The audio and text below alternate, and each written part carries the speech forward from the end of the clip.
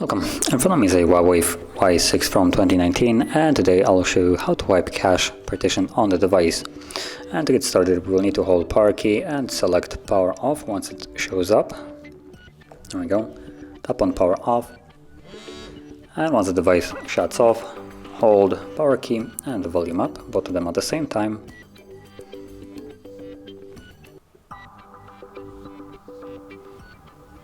And when you see the HUAWEI logo, you can let go.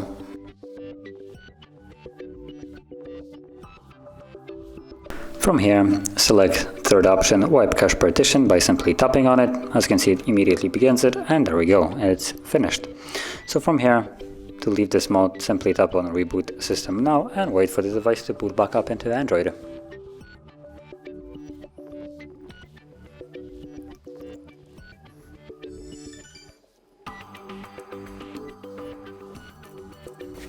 And as you can see, we're now back in Android.